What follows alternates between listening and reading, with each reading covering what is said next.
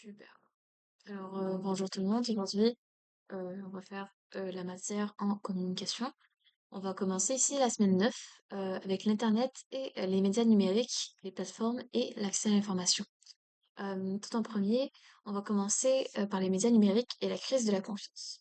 Alors, c'est quoi les nouveaux médias? Les nouveaux médias, c'est un ensemble de médias qui font référence à des techniques de production, de communication et de diffusion permettant la création, la production et la distribution de contenus multimédia, comme vous voyez ici. C'est une notion en fait qui est différente puisque pour une fois, avec les médias, ça nous permet d'interagir et surtout d'être centré sur les usagers. On va parler beaucoup des collectes de données, du consentement de cette collecte aussi. Et donc on va montrer que c'est un rapport totalement différent avec les journaux traditionnels et la presse écrite par exemple.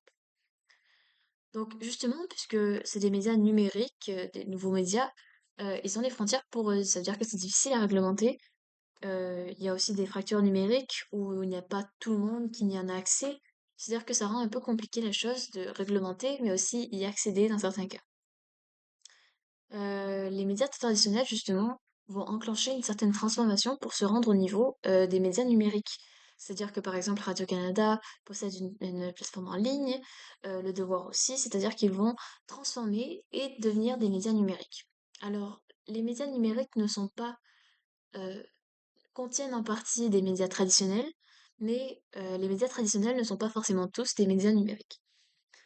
Bref, il y a en fait des enjeux importants en termes de revenus, c'est-à-dire que on passe beaucoup de la publicité, on parle énormément de la publicité qui traverse justement le matériel pour aller ensuite au numérique. Il y a beaucoup plus de publicité au numérique, et c'est pas les mêmes subventions non plus, on voit des pertes salariales, des licenciements, etc.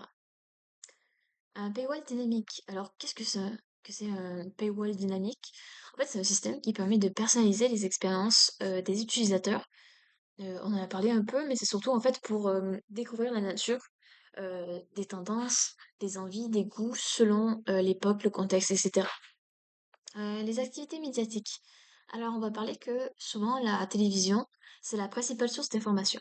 Mais pourtant, on voit aussi que ça diminue au fur et à mesure et que les sites d'actualité sur Internet augmentent un tout petit peu plus que la télévision comme source d'information.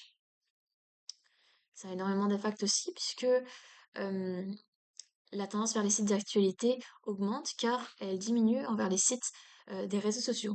Pourquoi? En fait, c'est parce que depuis 2023, Meta refuse de payer les médias pour les nouvelles partagées sur les plateformes. C'est-à-dire qu'on va diminuer l'utilisation des réseaux sociaux comme source de nouvelles et va se retrouver maintenant à la troisième place. Alors, il y a aussi un dilemme, puisque les réseaux sociaux sont gratuits. Mais en quelque sorte, les plateformes de nouvelles demanderaient euh, aux, euh, aux dirigeants des plateformes de justement leur offrir un peu d'argent, puisque grâce à eux, ils ont énormément plus d'usagers et de publics.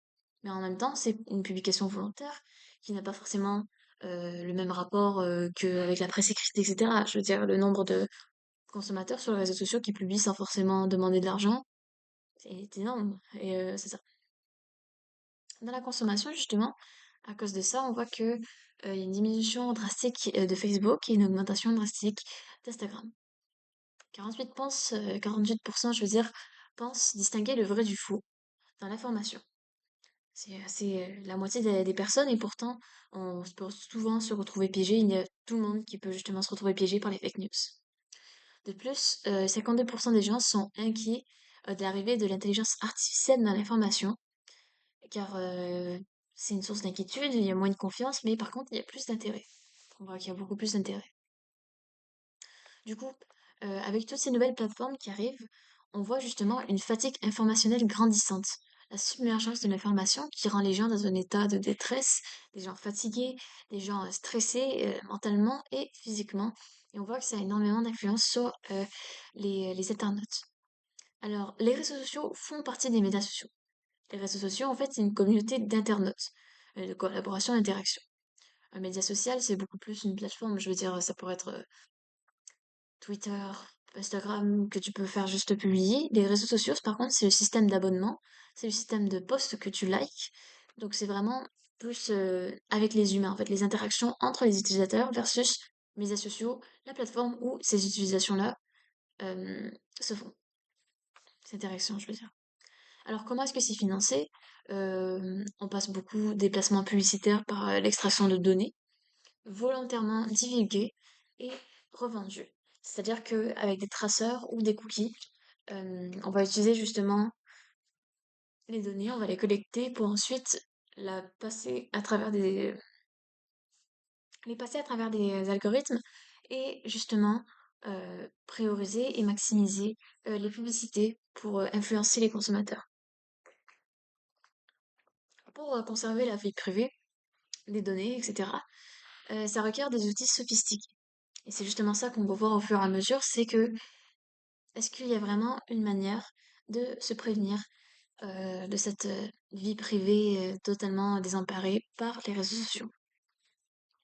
Dans le deuxième cours, justement, on expose les notions de crise des médias d'information et de crise de la confiance dans les médias traditionnels. On commence avec la lecture de Guibault, les médias canadiens qui peinent à survivre. Ce qu'on voit, c'est que depuis la Covid-19, il y a une diminution drastique des revenus, beaucoup de licenciements. La crise des médias est amplifiée par cette autre crise, c'est-à-dire que elle était déjà présente auparavant, mais elle a été amplifiée par la crise justement qu'a été la pandémie. Énormément de modes de financement public puisque celui-ci devait participer plus à la santé publique, à la publicité ou voire aux affiches qui étaient destinées justement à la prévention de la Covid-19. Donc on a vu énormément plus de dépenses publiques que de dépenses dans les médias, même si essentiellement c'était un bien essentiel selon les gouvernants. Mm. La lecture de Brian Charlton, ce qu'on voit c'est que la confiance des Canadiens envers les médias a son plus bas depuis 7 ans. Depuis 2016, de moins de 13 personnes, non, pardon, moins de 13%, il y a moins de 13% de personnes qui font confiance aux nouvelles avec un total de 42%. 42% avoir confiance aux nouvelles, c'est très peu, très peu. Et on voit beaucoup aussi que c'est les anglophones qui ont beaucoup moins confiance, sont beaucoup plus sceptiques, et tandis que les francophones tiennent un peu plus à avoir de la confiance. 50% de ces gens-là qui sont à peu près sceptiques, ils pensent que les médias sont politiquement proches. C'est-à-dire qu'ils se ressemblent, qu'ils ont les mêmes idéologies, pas les mêmes idéologies, mais environ les mêmes idéologies politiques, euh, les mêmes buts aussi. Et 21%, en fait, ceux qui pensent qu'ils sont très proches, politiquement extrêmement proches, sont 21% à avoir confiance aux médias. Bon. Les jeunes, on voit justement que c'est un assez grand phénomène. Ils font beaucoup moins confiance aux médias, ayant moins d'accès aux nouvelles et aux plateformes traditionnelles, justement, presse écrite, etc. Et ils tendent plus à se diriger justement vers les réseaux sociaux. Pourquoi? Pourquoi est-ce que tout le monde est méfiant? En fait, c'est que la concentration de la propriété, le manque des perspectives différentes, les bulles d'écho ou les bulles de filtre, euh, en fait, on renferme un peu les utilisateurs et leur donne une certaine négativité face au monde, face au futur, mais aussi face au programme d'aide des niveaux gouvernementaux. Donc forcément, il y a aussi ce besoin d'être rassuré, car de plus en plus de gens paient pour des nouvelles fiables. C'est-à-dire qu'on voit justement qu'il y a ce besoin de l'information grandissant et qui ne cesse pas, qui est exponentiel au fur et à mesure que le monde évolue vers une certaine crise des médias. On passe justement au cours de la crise économique et de la crise des médias. L'utilisation des données a été historiquement graduelle, c'est-à-dire qu'on a commencé au traceur, cibler la pub, les goûts mis aux enchères, les seconds marchés, et c'est là justement où on s'est aperçu que les données ne restaient jamais dans le même domaine, c'est-à-dire qu'il y avait un deuxième marché dans lequel elles étaient vendues, par exemple aux annonceurs, etc.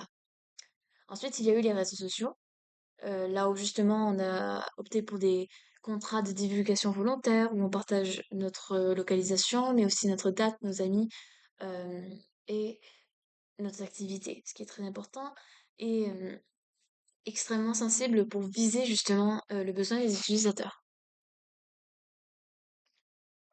Alors, la crise économique.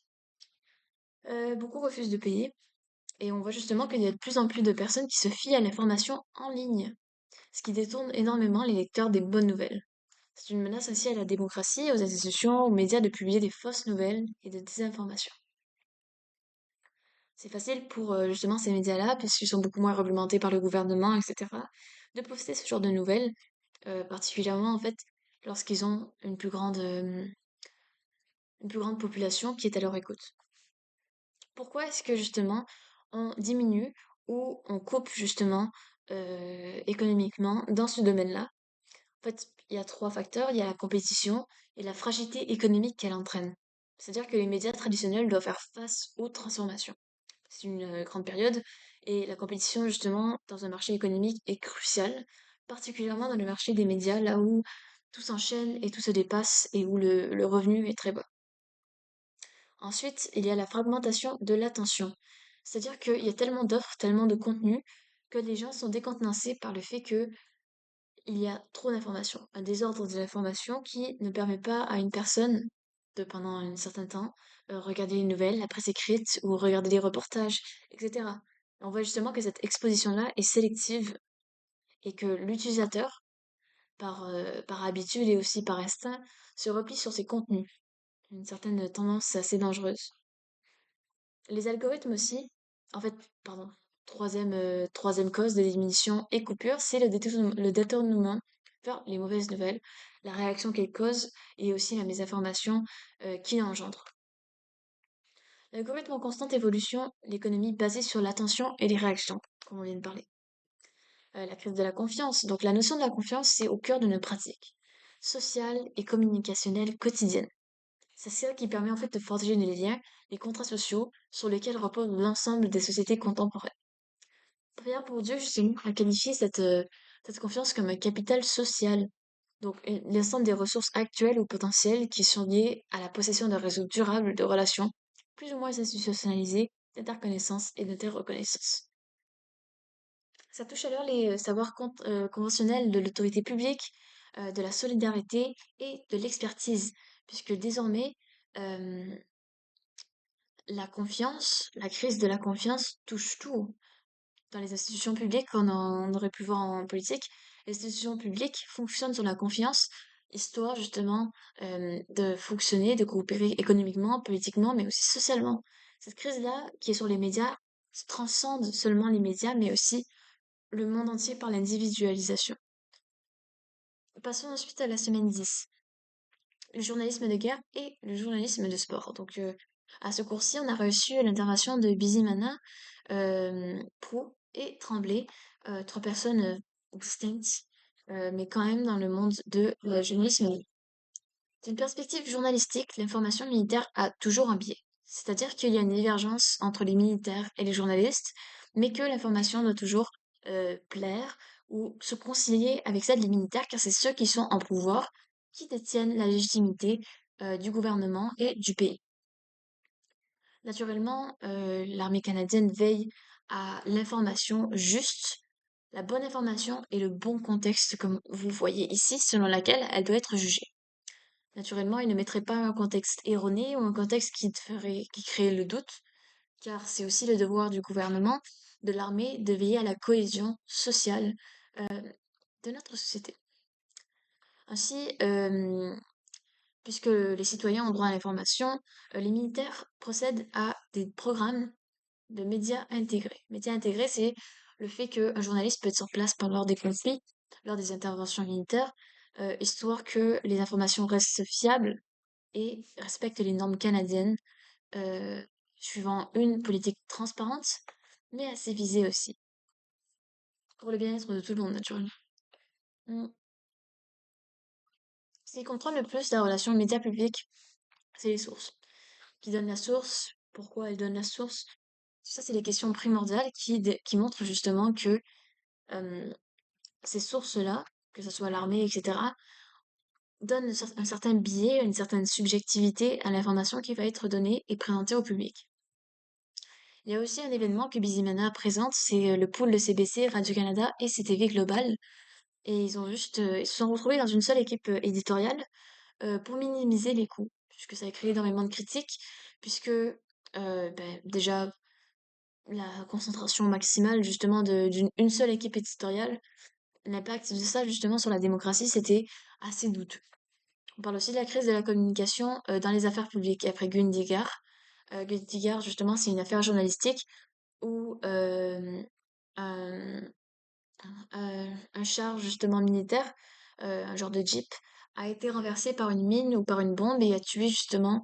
euh, C'était un procédé assez complexe où justement un journaliste a été tué pendant une attaque, ben, avant une intervention justement, euh, avec le reste des militaires, ce qui n'était pas prévu, qui n'était pas organisé, etc. Donc ça a créé justement une certaine preuve de l'inefficacité et ça a démontré aussi un besoin de nouvelles stratégies, de nouvelles organisations, particulièrement pour les journalistes qui risquaient leur vie au front ou euh, là où justement le danger était omniprésent, naturellement. Qu'est-ce que la guerre de l'information alors? On n'est plus sur une guerre de tranchées, on n'est plus sur une guerre de territoire, d'assaut, etc., d'offensive. La guerre désormais, c'est une guerre cognitive, c'est-à-dire que l'information est instrumentalisée sur les citoyens pour faire en sorte qu'ils prennent des décisions plus rapidement, qu'ils agissent plus rapidement, et aussi qu'ils soient orientés un peu d'une manière à être en accord avec le régime présent. Ainsi, on passe à l'intervention de Kim Vallière de Radio-Canada, c'est une journaliste sportive mm, qui a gagné sa place dans les plus grands journalistes de sport. Donc, elle montre aussi la complexité d'être une femme dans le monde journalistique, car naturellement, il y a plus de jugement, plus d'efforts, plus de besoin d'exactitude, de se prouver pour arriver au même niveau que l'homme journaliste de sport. Elle décrit aussi un concept qui se nomme un bout de description ou un scrum, là où tous les soldats justement sont réunis ensemble et où les journalistes peuvent poser des questions, etc. Elle démontre aussi que la présence d'une femme dans ce genre de scrum, dans les booths, est très en fait essentielle puisqu'elle permet d'avoir aussi une perspective différente que la perspective masculine, même si elles sont tout à fait différentes, mais ça change aussi certaines inquiétudes, certaines remarques qui peuvent être très constructives justement à l'ordre du jour.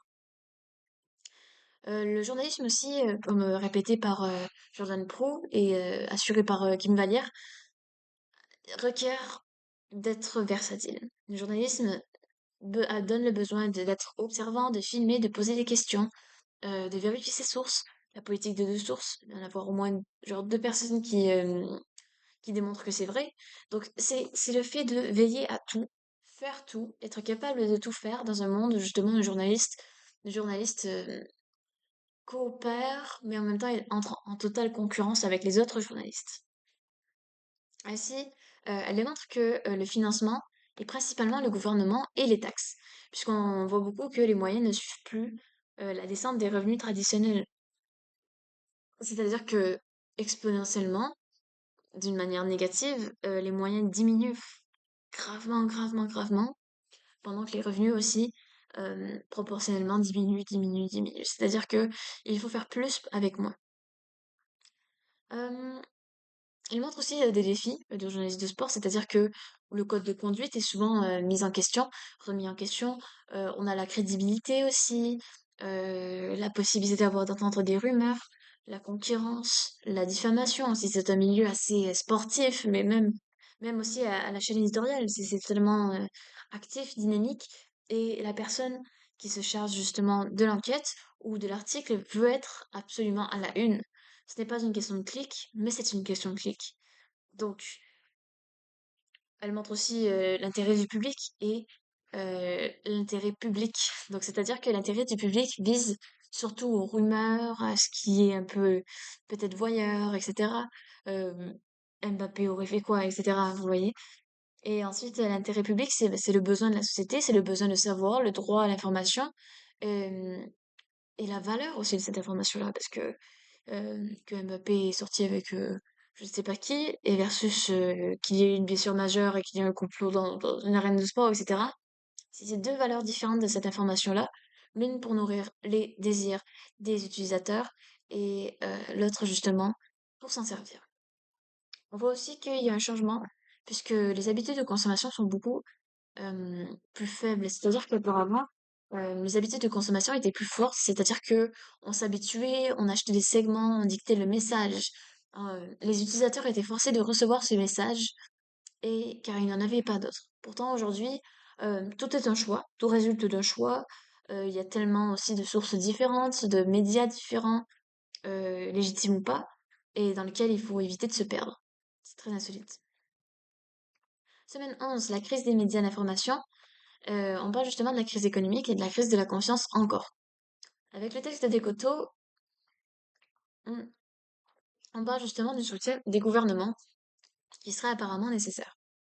On a besoin de régulation étatique primordiale, puisqu'on voit justement que les revenus baissent, les emplois baissent, les quotidiens, le nombre de quotidiens baisse, les activités de consommation sont impactées, elles se transforment, et les médias traditionnels sont obligés de justement faire cette transformation-là avec le plus d'efforts qu'ils peuvent, sans forcément avoir le soutien qui serait proportionnel à cela.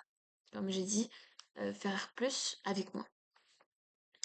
Il y a justement aussi la création de la toile, qui permet l'uniformisation des sources d'information, une partie certaine de diversité des points de vue, qui aussi, comme on voit avec la crise, fragilise les écosystèmes de la démocratie institutionnelle. Car justement, on apprend à en parler, mais la démocratie, littéralement, c'est différentes perspectives, c'est le droit de déclarer, de délibérer, c'est le débat, c'est l'idée, c'est la raison, qui permet justement la démocratie institutionnelle. Les besoins du gouvernement, justement, ça serait les politiques médiatiques, les normes, la création de postes aussi, d'emplois, le passage vers le numérique et peut-être même la sanction des grandes plateformes numériques, le GAFA, et ce qui serait très important. Mm. Ensuite, justement, dans l'article de Jazz, on parle énormément de la polarisation de l'information à l'âge d'Internet. On parle beaucoup que les médias sociaux, dans le rôle des mouvements politiques, les ont fait émerger et ont amplifié justement certaines crises et certaines idéologies plus populistes ou plus religieuses. Justement, on voit ici, il y a des bulles médiatiques hermétiques qui ont été ancrées dans la psyché et dans les algorithmes qui le régulent. C'est-à-dire que ce que ça signifie, c'est que certaines idéologies sont présentes, omniprésentes, reviennent encore et encore pour certains utilisateurs à cause qu'ils ont été ancrés dans les croyances, mais aussi dans les algorithmes, comme je viens de le dire, ce qui leur permet justement de toujours revenir, peu importe, coûte que coûte. Alors, le temps et de l'argent, ça on l'a appris au fur et à mesure, c'est la course au clic, les accrocheurs, les putaclics, la polarisation. Il faut faire réagir d'une manière positive ou négative pour obtenir justement des profits supérieurs. Avec le cours sur l'infodémie et la confiance dans les médias, on apprend au fur et à mesure que les médias traditionnels, depuis 2019, sont abandonnés. C'est-à-dire que justement, les gens préfèrent s'informer sur les réseaux sociaux tels que Facebook, Instagram, euh, avant évidemment l'intervention de Meta. Mais on- c'était tout de même quand même une tendance assez forte, qui est encore plus exacerbée aujourd'hui, il faut se dire. Ainsi, on peut justement expliquer que la vérité des médias traditionnels ne serait pas la vérité recherchée par ceux qui utilisent les médias comme première source d'information. C'est-à-dire que la vérité des vieux versus la vérité des jeunes n'est pas la même et pas celle qui recherche le même but forcément. Les jeunes ont leur propre culture, on le voit évidemment, leur propre humour, leur propre façon de s'informer. C'est tout ça qui fait justement cette différence et cette transformation euh, qui est essentielle aux médias. Ainsi, le monde est de plus en plus divisé. C'est-à-dire que entre la population générale et les citoyens informés, il y a un énorme fossé où justement on voit que il y a beaucoup moins de personnes informées et beaucoup moins de personnes peut-être intellectuelles qui sont euh, à la recherche d'informations véridiques.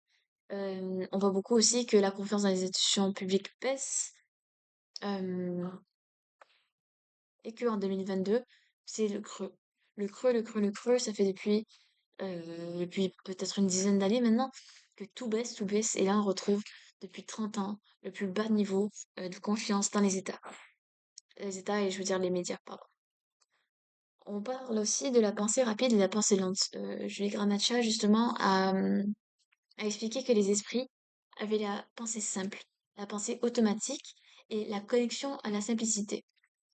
Histoire de voir un titre provocateur, je ne sais pas, Brigitte Macron est un homme. Encore une fois, c'est un titre. Euh, Certaines personnes vont le lire, vont l'assumer d'une manière simple, la pensée simple, au lieu de la pensée lente qui aurait pourtant analysé les sources, vérifié justement la légitimité et la véridicité du contenu. Alors, qu'est-ce qui change justement cette confiance-là? On parle beaucoup de l'âge, on parle beaucoup de la voix politique, de la perte de l'indépendance des médias et justement qui est causée par la centralisation et la convergence. La polarisation ainsi, c'est le fait de opposer deux idéologies différentes à des extrêmes qui sont totalement divergents. Donc une rupture de la communication entre deux pôles extrêmes où une population tend à se positionner idéologiquement aux extrêmes, de sorte que deux pôles antagonistes se forment en son sein.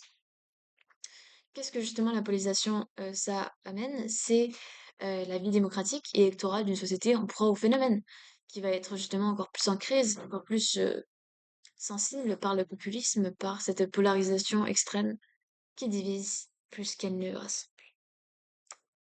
Le journalisme en période de crise. Il y a une grande période de critique des programmes gouvernementaux, des crédits d'impôt par exemple, et la prolifération des mauvaises nouvelles et de la désinformation, là où justement on voit qu'il y a un grand effet sur les mentalités et euh, ça. La régulation est donc nécessaire. On en parle beaucoup, on parle de cadres légaux, de politiques publiques, de meilleures pratiques qui assurent en fait un fonctionnement basé sur une dimension interventionniste des États. La régulation ne peut pas être faite par les institutions complètement.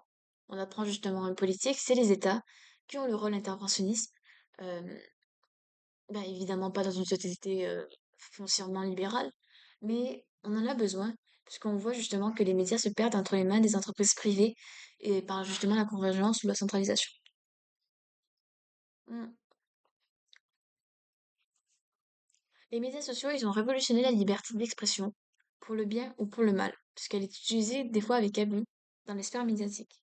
On parle beaucoup de haine, de discrimination, de violence, et ça justement, c'est un sujet très sensible lorsqu'on aborde les médias.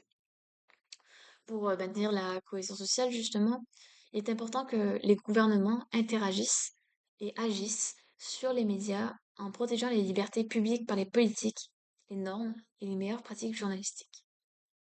Ainsi, quand on parle d'infodémie et de pandémie, on parle justement que le manque de connaissances et les attentes de la population créent justement une incertitude dans la société, puisque les décideurs publics ne peuvent pas se baser sur les faits véridiques, puisque c'est encore une recherche. Donc, comme la professeure l'avait expliqué, c'est comme essayer de voler en construisant l'avion à même le vol. Donc, c'est une brèche propice aussi, puisque c'est la vulnérabilité de la société qui est euh, une forme d'offre pour les personnes malveillantes, qui serait justement de propager de fausses nouvelles en ligne, ce qui serait un phénomène d'infodémie. L'infodémie, ce n'est pas forcément en relation avec la pandémie, pas du tout, ça peut être omniprésent partout, c'est pour seulement définir une surabondance d'informations, tant qu'en ligne ou hors ligne.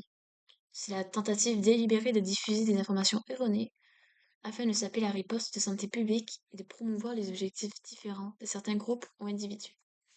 Donc, c'est la propagation abondante de nouvelles aux qualités variables. C'est-à-dire que c'est pas forcément une bonne ou une mauvaise qualité, mais c'est trop d'informations qui, on pourrait dire, overwhelm le reste des gens. Justement ça. Ça nuit à la santé physique et mentale, ça stigmatise, ça menace les savoirs acquis. Le non-respect aussi des mesures de la santé publique sont encouragés par ces actes-là. Alors, il y a une différence assez critique entre la mésinformation et la désinformation. La mésinformation, justement, c'est le partage accidentel d'une fausse nouvelle sans intention néfaste. Pourtant, le contraire, la désinformation, c'est le partage délibéré d'une information dans l'intention de nuire à autrui. On pourrait ainsi parler plus tard de la malinformation, qui serait le partage d'une vraie nouvelle ou d'un vrai fait à l'intention de nuire quelqu'un. C'est une différence. On a besoin de sens critique, de confiance envers les médias et les États. Encore une fois, c'est la confiance qui fait les associations. Euh, on voit aussi justement que pendant les médias traditionnels, euh, que pendant la Covid-19, je veux dire, les médias traditionnels ont encore la confiance des citoyens qui, eux, ayant utilisé fréquemment Les médias traditionnels avant, qui sont des utilisateurs réguliers, ont commencé de plus en plus à avoir confiance dans ces médias traditionnels-là. Pourtant, qui n'ont jamais utilisé les médias traditionnels comme source d'information principale, démontrent aussi qu'ils ont moins confiance envers ces médias traditionnels-là, pardon. Euh, on redécouvre justement les vertus des médias traditionnels, malgré la polarisation des comportements et la détresse entraînant à l'adhésion plus rapide chez les jeunes aux théories du complot.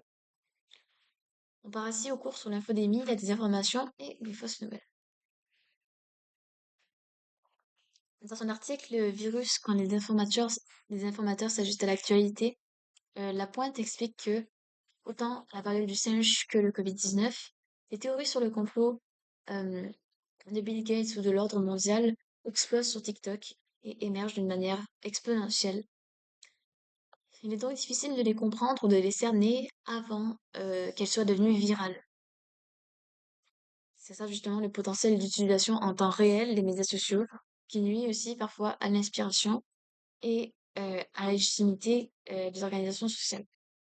Comme on voit ici, la source d'information commune, d'inspiration commune, c'est le groupe régissant l'ordre mondial, c'est-à-dire des élites comme Bill Gates.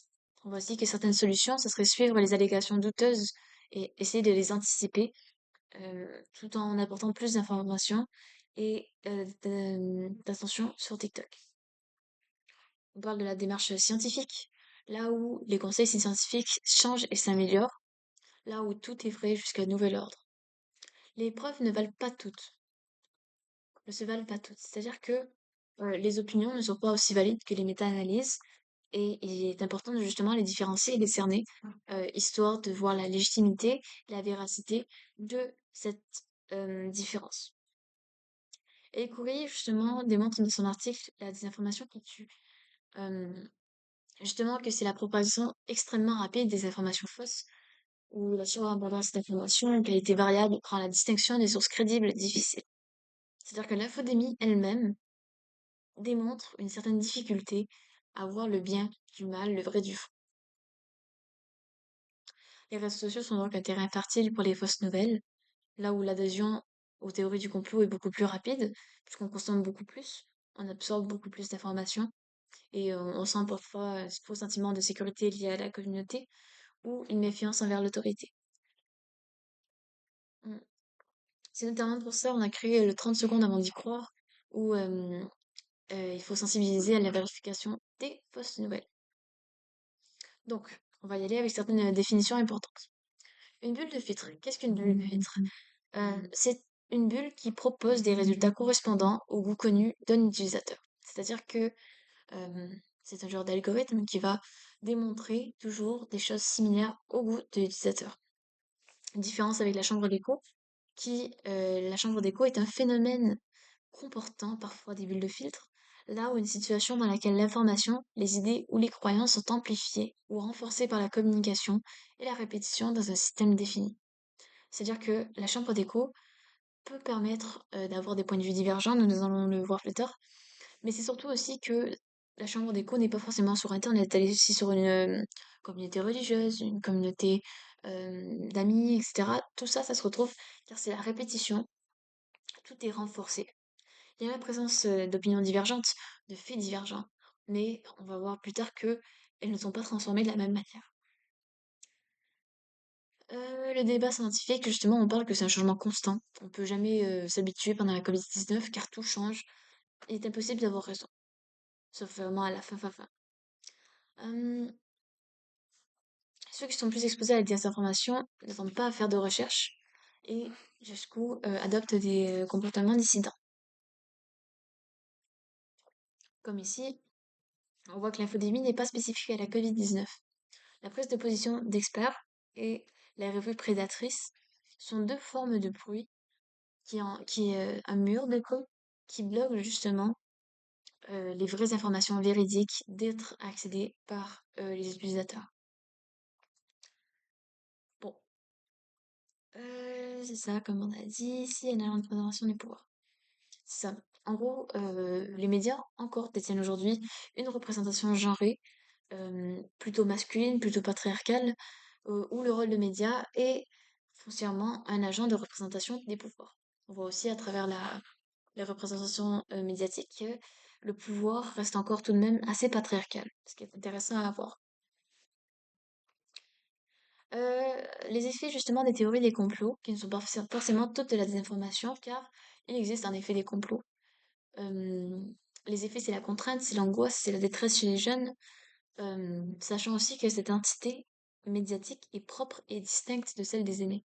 Les jeunes créent leur propre culture sur les réseaux sociaux et donc ont des systèmes, des systèmes et des réactions différentes face aux informations qui, elles aussi, tendent à changer. On va parler aussi de la désinformation, des fausses nouvelles et des théories du complot dans les médias numériques. En commençant par la désinformation et les fausses nouvelles. Le gouvernement du Canada, du coup, explique que le recours de la Russie à l'information est inévitable. Le Canada, malgré ses efforts de surveillance de l'espace d'information, de la sensibilisation, de la coordination et de la sanction des acteurs de la désinformation, euh, on voit quand même qu'il y a des conséquences. Le gouvernement canadien, justement, les observe et tente de les étudier. On voit que les conséquences, justement, de cette désinformation russe-là façonnent l'opinion publique en faveur du Kremlin, mine la confiance dans les institutions publiques et exacerbe les différences sociales. Comment est-ce qu'elles font les plateformes russes? En fait, c'est par les communications officielles, les médias d'État, les médias sociaux, ainsi que les sources intermédiaires. Donc, pourquoi est-ce qu'elles le feraient? C'est pour crédibiliser et justifier les actes russes. Par exemple, l'invasion de la Crimée a été fortement médiatisée d'une manière positive, tout comme l'invasion de l'Ukraine, où on peut voir encore aujourd'hui dans les médias RIA Novosti que celle-ci est omniprésente et au sujet de fierté russe, etc. On voit beaucoup que ça justifie ces actes et c'est dur à distinguer le vrai du faux dans ce cas-là. La Russie aussi implémente des lois et des restrictions, donc le blocage de contenu, l'emprisonnement de journalistes, je veux dire de militants et d'experts, euh, le rejet d'informations non gouvernementales, et l'inculpation des citoyens innocents qui auraient, eux, montré de la désinformation en expliquant les facteurs réels de l'invasion ukrainienne. Il y a aussi l'article sur les chambres d'écho de McClure qui démontre aussi que c'est la cause de la dégénérescence du débat démocratique.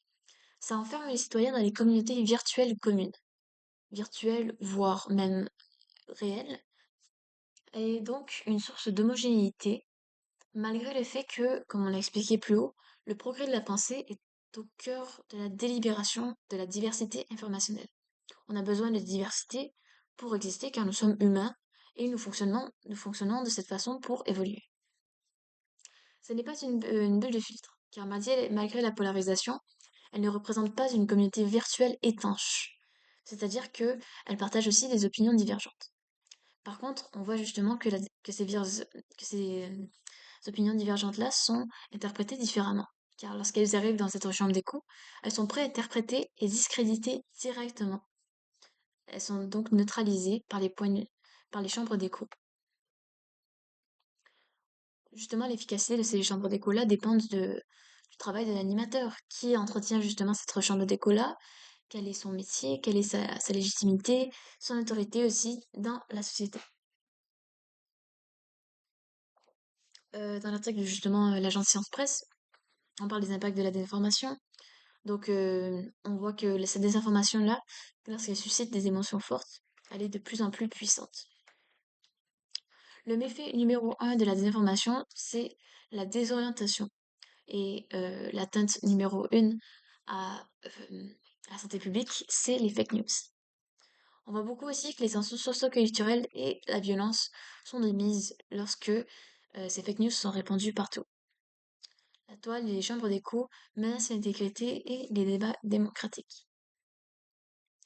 Dans l'article de Boitick, justement, comme vous voyez ici, on voit justement qu'il y a certaines étapes à vérifier avant de partager une nouvelle, avant de prodiguer justement une certaine légitimité à la désinformation et là, surtout, la malinformation. En gros, vérifier, comparer, juger la fiabilité, utiliser certains médias, ne pas partager si c'est faux, etc.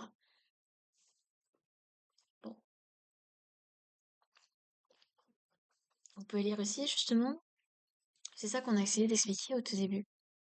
Il y a trois éléments euh, à la désinformation, à la diffusion aussi en tant que telle. Les agents, ceux qui ont produit, qui ont diffusé, qui ont créé, qui ont légitimé. Le message, qu'est-ce qui est dit, qu'est-ce qui est véhiculé. Et ensuite, les interprètes, le public, comment est-ce qu'ils interprètent et justement, comment est-ce qu'on peut faire pour adoucir ou renforcer justement ces interprétations. Il y a trois phases dans la diffusion de médias, c'est la création, la production et la diffusion. Et on voit que chacune d'entre elles ont un rôle primordial dans la médiatisation. Ainsi, Volkov explique que là où l'information n'est pas forcément fausse, c'est aussi un cas de désinformation. La désinformation n'est pas forcément fausse, mais peut quand même, entre les mains d'un acteur malveillant, entraîner de graves conséquences et des actes collectifs par la manipulation de cette information-là. Ainsi, la désinformation s'incarne dans la propagation de fausses nouvelles, qui elles sont un moyen de la désinformation. Donc, on va parler justement de l'information, la désinformation, qui elles s'accrochent. En fait, les fake news, les informations s'accrochent à l'information, la propagande s'accroche à l'information. Bref, on va voir ça plus tard. Désolée. Et il y a plusieurs catégories de fausses nouvelles. Oui, on peut bien voir les sites d'actualité imposteurs, les satires, les clickbait, les deepfakes, les annonces frauduleuses, la publicité et les relations publiques. La désinformation est ainsi un oxymore minant la crédibilité de l'information, exacerbant les rapports de force. On peut voir aussi dans Donald Trump, dans ses discours, ça discrédite totalement les informations, le journalisme démocratique, il mine leur légitimité, ainsi que, ben, tout en étant en fait un acteur essentiel à la vie démocratique, ce qui est tout à fait erroné de sa part. On voit aussi les théories du complot. Les théories du complot, c'est la preuve d'une vision déterministe et essentialiste du monde, ou qui serait basée justement par un groupe naviguant en marge de la société, contrôlé ou contrôlant l'ordre politique, ou justement tous les événements faisant partie d'un plan où les élites gagnent du pouvoir. La source est identifiable, ce qui est contraire aux rumeurs ou les fake news, puisque il y a souvent des entrepreneurs, des mecs qui travaillent pour les théories du complot et qui font de l'argent là-dessus, qui révèlent une vérité vraie. Ainsi, euh, le complot est hégémonique, tandis que les fake news représentent un certain contexte de temps et d'espace. C'est-à-dire que le complot euh, entoure toute notion, tout événement, tandis que les fake news, une personne, un endroit, un moment. J'en passe ici, vous avez des exemples de théories du complot. La rumeur, pourtant, c'est le fruit d'une délibération sociale collective et informelle qui s'inscrit dans un imaginaire collectif préconstitué de sens et de représentation.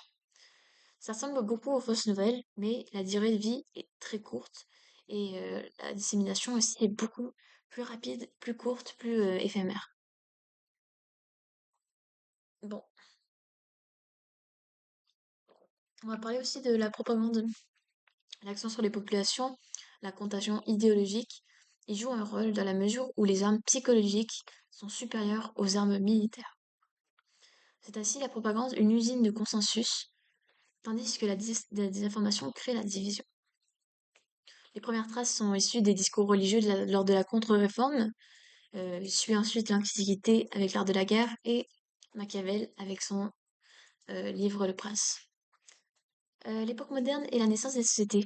Doménard prône justement la propagande politique telle que nous l'examinons, c'est-à-dire comme une entreprise organisée pour influencer et diriger l'opinion. Le champ d'action se passe sur la masse moderne et les nouvelles techniques d'information. C'est donc sur la masse et les techniques qui sont principalement les champs d'action. Ensuite, on va beaucoup parler de Ellul. Pour fonctionner et exister, la propagande se doit être totale, c'est-à-dire qu'il faut utiliser tous les moyens possibles sous la main pour influencer euh, justement les opinions publiques. Un seul moyen ne peut pas être efficace particulièrement. Il en faut plusieurs. Et c'est justement chaque moyen utilisable comporte une efficacité particulière, spécifique, mais en même temps localisée, limitée. Il ne peut suffire lui seul à calquer l'individu, à briser ses résistances, à le décider. Il en faut plusieurs. Il faut toutes les techniques possibles mises en œuvre pour décider d'influencer et pour y réussir la population. Ainsi, la propagande, selon le contexte et le temps, ne peut pas être comparée. Son fonctionnement non plus, car il dépend toujours des contextes, du temps et des moyens mis en place. On parle des médias de masse souvent. Les médias de masse, en fait, c'est l'ensemble des moyens de communication par lesquels une même information est capable d'atteindre un très grand nombre de gens. C'est-à-dire que l'entourage, le public est énorme et c'est par justement ce médium qu'on peut atteindre autant de gens. On parle des journaux, de la télévision, de la radio, de la presse, des disques, des journaux, des affiches et des vecteurs idéaux qui représentent justement une propagande efficace. La propagande ainsi véhicule des valeurs et des modèles de comportement tout en mobilisant la population et l'influence. Donc mobiliser, influencer et véhiculer. Elle est ensuite comprise dans un contexte social et culturel distinct selon l'espace et le temps, comme on l'a dit. Elle ne fait pas forcément appel au fou, mais elle change et mystifie justement certains lieux, certains événements, des représentations pouvant être réelles, mettant en scène la position, les intérêts ou les préférences idéologiques, voire politiques de l'émetteur. Elle intègre alors une dimension actionnelle au mot, de la psyché au comportement. Elle pousse à l'action. Ce que justement la propagande fait, c'est que il y a l'acte langagier, le fait de dire, c'est le fait d'agir après. Oui, je veux me marier, etc. C'est plus qu'une pensée, ça devient un acte. La propagande, justement, induit ce genre de comportement. C'est le fait aussi de gagner d'un individu d'un point de vue, de le faire se soumettre et adhérer justement à nos idéologies intellectuelles. Comment sondage, amplification, simplification d'événements historiques, ce qu'on appelle le novlangue selon George Orwell, la censure, les boucs émissaires, la répétition informationnelle, la reproduction de l'idéologie dominante. Vous regarderez la novlangue une fois que vous prendrez le temps, parce que c'est juste un petit plus. Bon, dernière semaine, les médias et la propagande, la guerre de l'information. Donc dans l'article de Desprez, on parle de l'usage des médias à des fins de propagande pendant la guerre froide. Les médias en tant qu'arme de communication massive. Pourquoi? En fait, c'est parce qu'ils servent de vecteurs idéologiques et qu'ils n'ont pas de frontières, enfin presque. C'est-à-dire que leur utilisation est subreptice. C'est-à-dire qu'ils sont utilisés un peu partout, un peu n'importe comment, mais véhiculent des comportements et des idéologies. Lors de la guerre froide, il y a eu la United States Information Agency qui expliquait justement que cette propagande-là n'était pas de la propagande, mais plus une diplomatie publique pour laquelle orienter les capitalistes américains vers le modèle américain et ne pas les laisser aller justement vers le communisme. Les radios ont été l'instrument mis en place pendant la guerre froide car elles étaient accessibles, abordables et au centre de la pièce. Voice of America, radio officielle, tandis que RFE et Radio Liberté sont des radios clandestines. Pourquoi? C'est pour éviter justement que le gouvernement soit accusé d'essayer de manipuler ou d'être centralisé justement dans l'opinion publique. Pas très efficace. Euh, oui, on dépense moins que les Russes, mais justement, la crédibilité est affaiblie par le fait que la CIA a interagi dans la vie culturelle des Américains. Comme on a vu justement dans la propagande, c'est l'action sur les populations. C'est une contagion idéologique qui joue à leur rôle dans la mesure où les armes psychologiques sont supérieures aux armes militaires. Création de consensus versus une division. Ah merde, oui, on vient de passer. Ouais, c'est ça, je vais monter. Super, pardon. La propagande est un instrument de guerre politique. J'ai dû faire une certaine petite révision. Ouais, c'est ça. Ok. Psychocomportement, cause d'un texte social, du sens, la personne, ça. On a l'impression de se répéter, non?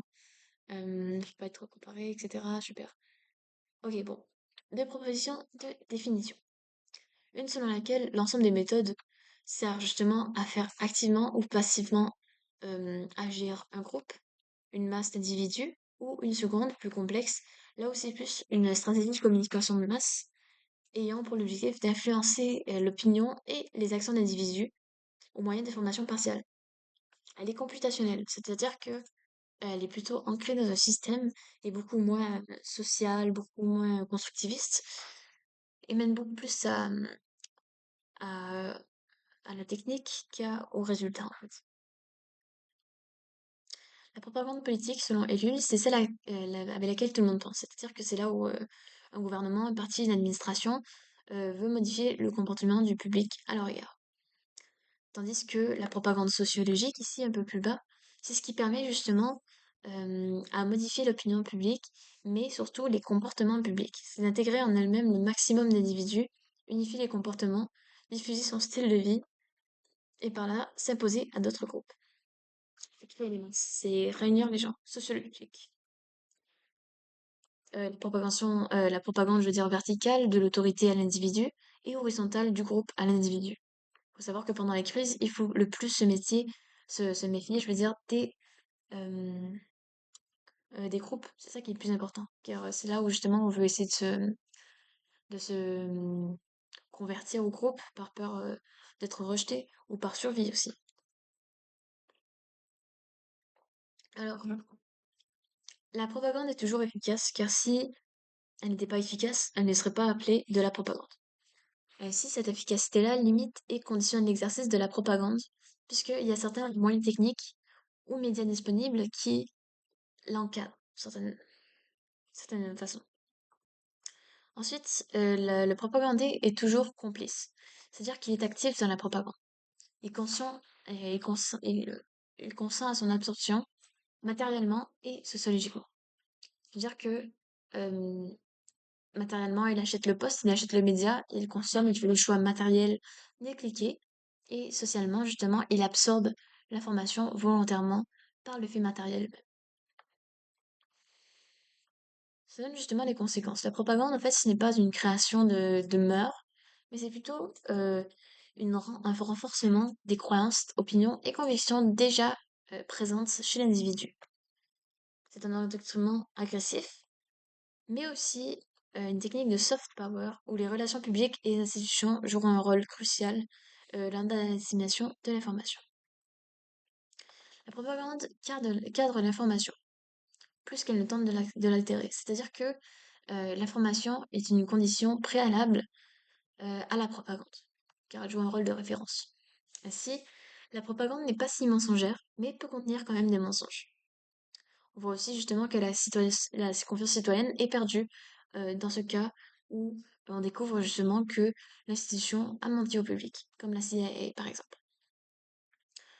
Le journalisme et le propagandisme n'ont pas les mêmes objectifs. C'est-à-dire que celui qui est agent, journaliste, vise à informer, tandis que celui qui est agent de la propagande, un propagandiste, vise à convaincre, à montrer comment le penser, quoi faire. Donc on voit ici justement que on est passé ici, il y a un copier-coller qui a été fait là, mais j'espère que ça a servi à quelque chose et que vous avez assez appris à travers ce document-là.